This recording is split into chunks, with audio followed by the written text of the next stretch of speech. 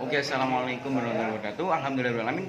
Pada malam hari ini saya akan mepresentasikan mapping dari kitab Mahkota Nabi Sulaiman hari ketiga, yaitu menjelaskan tentang apa kerajaan bukan sebagai tujuan, tapi sebagai sarana untuk berdakwah.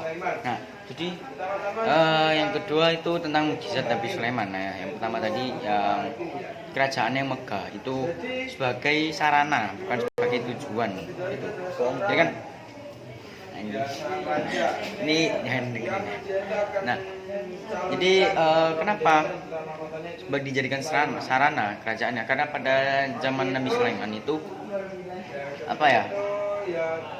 Zaman era kerajaan. Nah, jadi kan ada banyak kerajaan itu pada masa Nabi Sulaiman.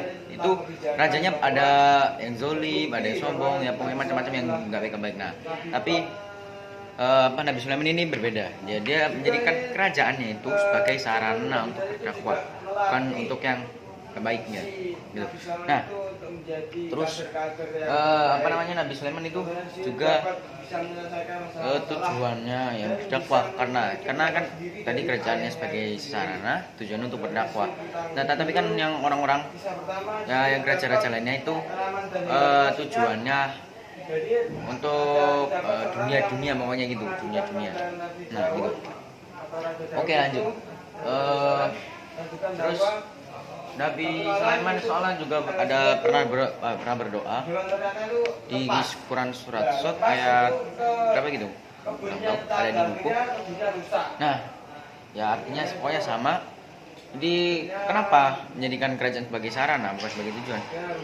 Ya karena Nabi Sulaiman itu ingin bisa merasakan penderitaan yang sama seperti yang dialami rakyatnya. Jadi contohnya ada banyak nih. Ya yang pertama itu beliau ahli puasa, beliau ahli puasa. Nah, tapi sahurnya itu nggak sahur makanan raja biasanya.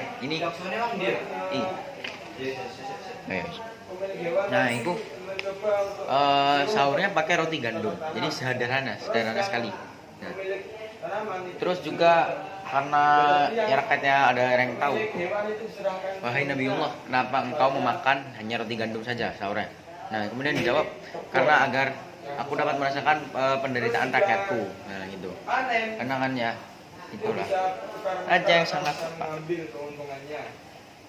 Oke, lanjut. Terus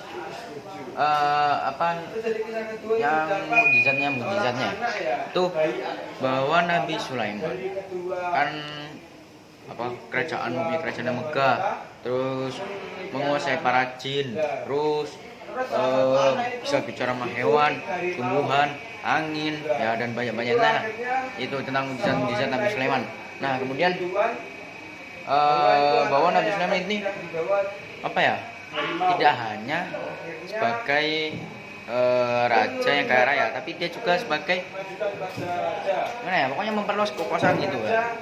Jadi pada masa Nabi Sulaiman itu sebagai menjadi raja yang paling masyhur. Yang paling masyhur itu yang memiliki daerah kekuasaan yang paling luas dan juga paling disegani oleh raja-raja lainnya. Juga Nabi Sulaiman itu ya betul ya. Ya mungkin cukup sekian dari saya. Kurang belum apa bila tahu. Wassalamualaikum warahmatullahi wabarakatuh.